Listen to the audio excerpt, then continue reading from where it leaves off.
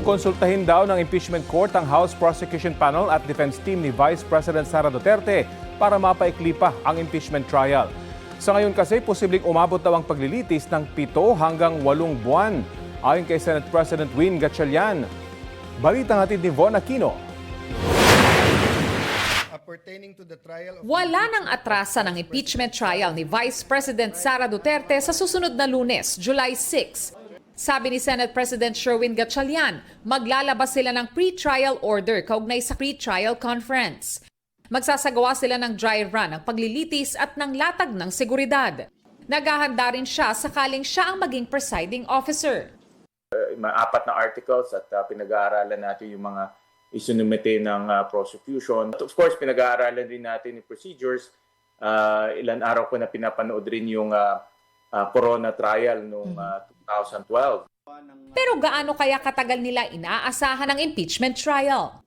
Sa tansya namin, mga 7 to 8 months ang impeachment trial. No? So, kung mag-uumpisa tayo ng July, baka next February na tayo matatapos. Ayon kay Gatchalian, sasagasa rin kasi sa trial ang pagtalakay sa 2027 national budget. Kukonsultahin nila ang prosecution at defense team kung paano mapaiikli ang trial. Kung mayroon pang mga, let's say, mga testigo na pwedeng gawin sa isang araw o paiksiyan na lang yung bilang ng testigo, hingi kami ng konsultasyon sa pagitan ng prosecution at ng defense. Sinusubukan pa ng GMA News na makuha ang panig ng depensa kaugnay sa pahayag ni Gatchalian. Nauna nang sinabi ni Attorney Michael Poa na humiling sila ng at least 30 trial days, pero naniniwala rin siyang masyadong maiksi ang 3 buwan para sa paglilitis. Ayon sa House Prosecution Panel, maaari pang mabawasan ng 62 days na hiniling nila sa impeachment court para makapagpresenta ng ebidensya. Kasi ito po binase po namin sa number ng witnesses na meron po kami.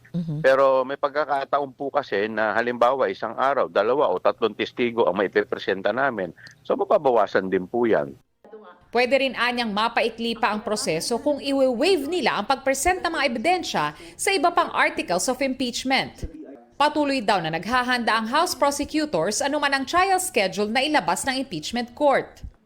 The House prosecution team will not only abide by the ruling of the court but will also be ready with the presentation of the evidence that would commensurate the number of days, trial days, which the court will decide on.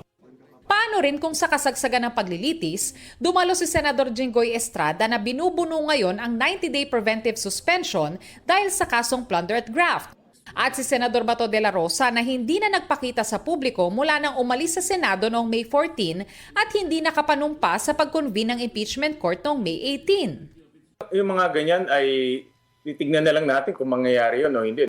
Von Aquino nagbabalita para sa GMA News.